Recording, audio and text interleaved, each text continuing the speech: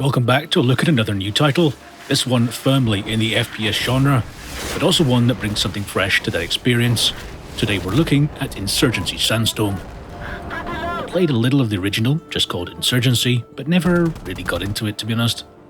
I think I picked it up in a Steam sale, but never really put in the time, despite people saying that it was worth the learning curve. On the face of it, it might look like Battlefield or Battalion, or maybe even CS at a bit of a stretch. But to be clear, that it only looks like that, and looks can be very deceiving in this case. I think I played Battalion earlier in the day, and then loaded up Insurgency Sandstorm, and things suddenly felt starkly different. This isn't about running and gunning. This is absolutely not about bunny hopping or strafe jumping. This is a game closer to Arma or Squad than it is COD. It leverages patience in a way that many modern FPS titles simply don't engage with. Knowing angles and positions and working with your team does so much more than trying to carry and lone wolf the enemy by yourself. Because the pace is much slower, when the action actually hits, it feels much more immediate and impactful. When things go right and people walk into your line of fire and you're ready for them, it can feel hugely rewarding. And just a quick aside to say, please tap the thumb button in the direction of your general enjoyment for the video. It really does help me out, thank you. And yeah, I'm going to talk about sound design again as well, as Insurgency Sandstorm does it really quite well. Okay, so the usual gripe about, well, it's not as good as Battlefield. Yeah, okay, that's still valid to a degree, but Sandstorm runs it close with the rest of the design. Those quiet moments are filled with real gunfire from across the map, and that stuff sounds really realistic in the environment. Your section of the map may be calm, but you're hearing action and knowing that something's about to happen, and that raises the tension even more. The weapons themselves sound good and are very loud compared to the general environment. The weight and physicality of the weapons comes across really well from the sound design too. It all helps sell the notion that this isn't something frivolous. This is more simulation than mere game. That step change in style did lead to some frustration initially for me. I was too aggressive at the start and died real fast. Then I felt I was too passive and basically was playing catch up to the more veteran players as they threaded their way around the battlefield. Multiplying this is the takes no prisoners aspect of the simulation. This is a world where weapons are deadly in all of their guises. Time to kill is extremely fast. No matter the situation or the tool used, if someone hits you, it's a very good chance you're going to die, often not knowing from where, and don't even ask about kill cams.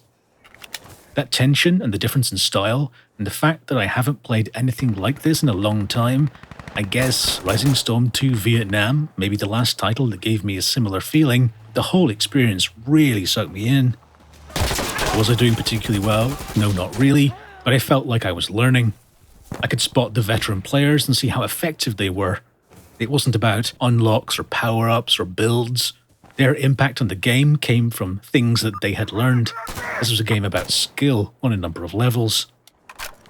There were other cues, or lack of crutches you might say, that the game doesn't feature that you realize are part of the normal grammar of FPS games. Things like the absence of a kill feed robs you of much of your knowledge. Did you kill that guy? Are you winning this engagement? That more realistic confusion is almost refreshing when you've been swimming in the arcade end of the FPS pool. Push mode turned out to be my favourite. Perhaps unsurprisingly, this one perhaps most closely resembles rush mode in Battlefield and manages to keep order to the front lines rather than just conquesting the place up and suddenly someone spawns behind you and other BS that I've whined about for years. The actual map design deserves some attention too. Some maps are perhaps more forgettable in style, but even then there's more fun to be had and obvious attention to detail and realism. Occasionally there's something really inspired and refreshing though. I played a map called Outskirts that was pretty residential, but then opened later into a sort of rubble-strewn landscape of real kind of complexity. The highlight was the partially destroyed buildings that, even though parts of them had collapsed and the floors were almost at like 30-degree angles, could still be explored and fought over. I can't remember the last time I was this pleasantly surprised with some map design. Absolutely loved it. Graphics are something of a mixed bag, you'd have to say. You'll find the outer edges of the map looking pretty rough for a game in 2019, though for an indie title it feels more forgivable and it doesn't detract that much. What actually probably makes it feel worse is that in some areas, often the more centrally located areas, they look really quite great. The dressing of the buildings, both inside and out, is well done and it feels really convincing.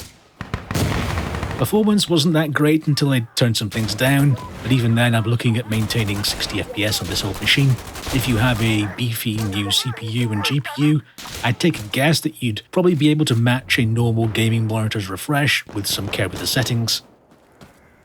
All these impressions are from a free weekend that they had on Steam a couple weeks back. I thought I could guess what sort of title Insurgency Sandstorm was at face value, but it educated me, and I came away enjoying myself way more than I guessed I would. There are rough edges for sure, it doesn't have the polished sheen of something from a humongo studio title, but it also feels like a title and experience that those larger companies simply wouldn't make. Some of the more sharp edges of the design may be rounded over in an attempt to broaden its appeal, and the appeal that it has doesn't seem to fit with the middle-of-the-road design that seems to have become the norm.